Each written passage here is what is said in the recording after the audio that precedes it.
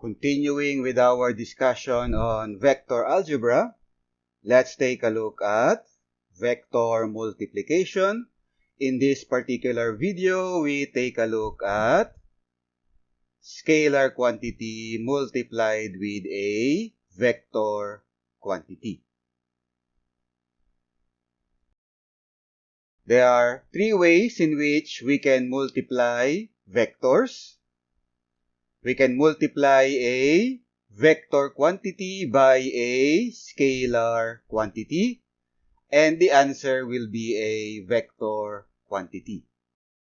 We can multiply a vector by another vector, and the answer is a scalar quantity. This is referred to as scalar product.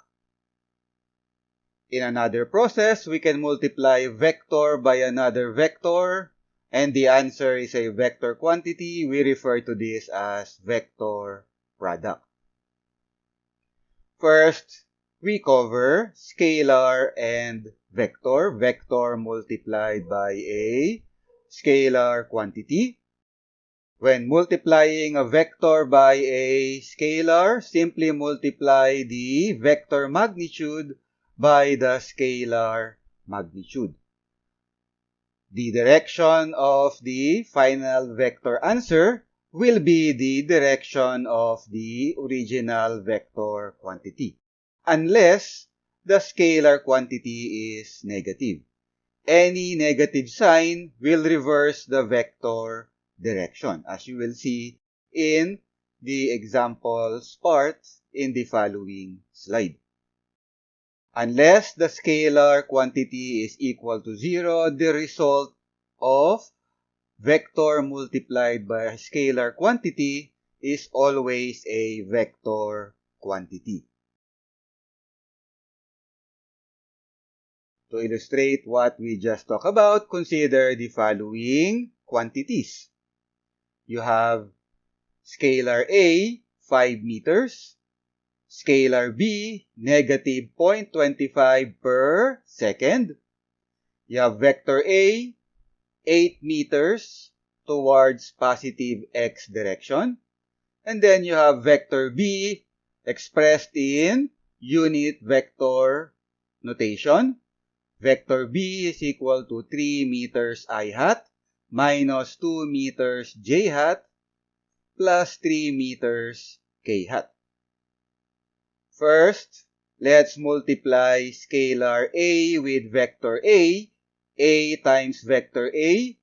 You multiply the vector magnitude, the magnitude of A, by the magnitude of scalar A. So that's 5 times 8, 40. And note the unit, meter times meter, meter squared. So 40 meter squared will be the magnitude of the vector answer. Scalar A is positive, so the direction will be the direction of the original vector A, unchanged, because positive A, scalar A is positive, so towards positive x. So A times vector A will give you 40 meters squared towards positive x. If we multiply scalar quantity B with vector A, so B times vector A, again, multiply the magnitude of vector A with magnitude of the scalar quantity. 0.25 times 8 will give you 2. Units will multiply per second times meter will give you meters per second. Scalar quantity B is negative, so that will reverse the vector direction. So instead of towards positive x, the final vector answer will be heading towards negative x. So B times vector A will give you 2 meters per second towards negative x. Now, when it comes to a vector quantity in unit vector form, just multiply the scalar quantity to each component of the vector, including any negative sign.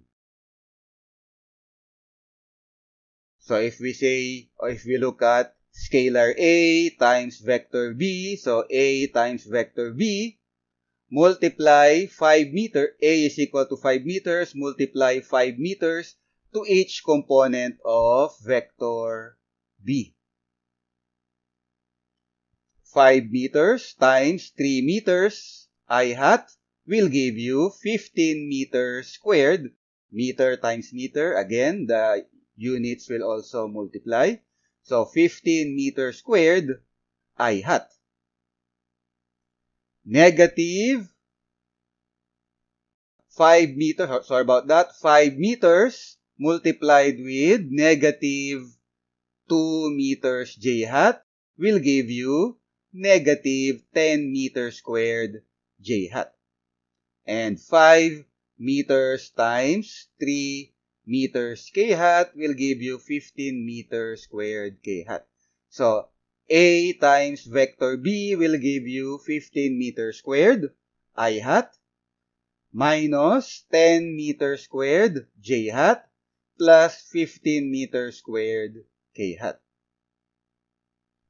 If we multiply scalar B with vector B, we do the same thing, but this time, take note of the negative sign of B that will also be distributed on the components of vector B. So, B times vector B will give you negative 0.25 per second multiplied by 3 meters I hat will give you negative 0.75 meters per second I hat. Negative 0.25 per second multiplied by negative 2 meters j hat will give you positive 0.5 meters j hat, and negative 0.25 per second multiplied by positive 3 meters k hat will give you minus 0.75 meters per second k hat. So there's a correction here. This should be 0.5 meters per second j hat. Okay? So again, the units must also multiply. So per second times meters will give you meters per second.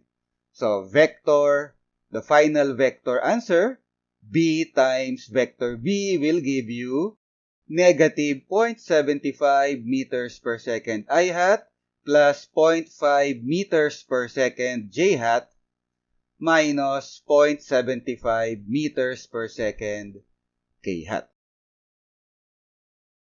And that's it for now. In the next video, we'll continue our discussion on vector multiplication. We'll take a look at scalar product. So thank you for watching.